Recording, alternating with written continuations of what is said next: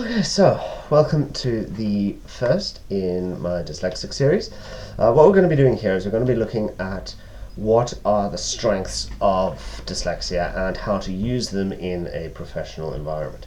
Now, there's been a lot of research done into dyslexia, but not a huge amount into what dyslexics have a natural aptitude to and how we can go best about using them. And that's the purpose of this project here, is to figure out what those are. Now, there's lots of resources telling dyslexics, what we're good at, but I haven't seen a huge amount of actual peer-reviewed, scientific papers, and that's kind of where we're going with this. So I'm going to try and get a video out each week saying what I found and any resources. A great resource that I have found is hosted on Yale's University, so I'll be including a link to that in the description as a great starting point. To give you a place to start with, as dyslexics, we at grassroots we see and perceive the world slightly differently. You tell most people to think of a road and they will think of a generic road. You tell a dyslexic to think of a road and they will think of the whole road, how it's made, the color of the smells of the asphalt, any houses. They'll be able to tell you if there's any kids playing in the street, cars, all that kind of thing. It arrives in one single unit. And as a result, because we tend to think holistically and in fully three-dimensional interactive environments, we tend to have a natural aptitude towards problem solving and seeing solutions that most people wouldn't a lot more quickly. As a result, you tend often to see an overrepresentation of dyslexics in many of your creative endeavors. IT is a huge one, as well as art and what have you.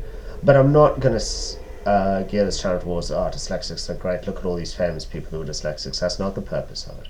Here we want to know what dyslexics are good at and how to best use them.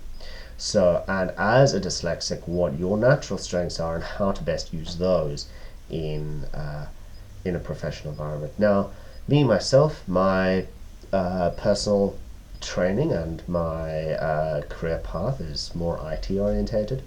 As a result, I've started up an open source project, which I will include a link to in the description below.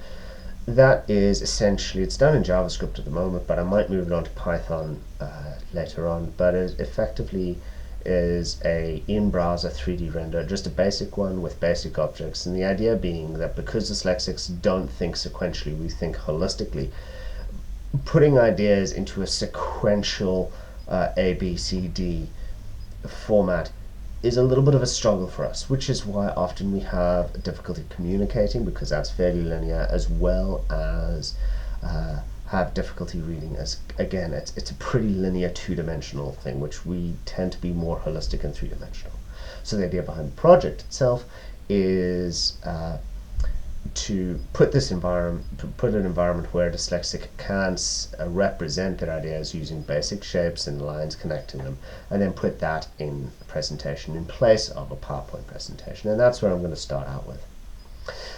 But getting back to the Yale website, which I'll include, that detail has a lot of in-depth information in terms of what dyslexics are good at and what have you. So I'm really going to strongly advise you take a look there. So also, I'll be including a link to my Facebook page, Strengths of Dyslexia. Have a look there. I'm going to be posting all kinds of articles and what have you that I find, papers that have been written, anything of interest. So you'll get your daily updates to there, and I will have a weekly summary of what I found. Alright, so join me on this journey and hopefully we can figure out what we're good at.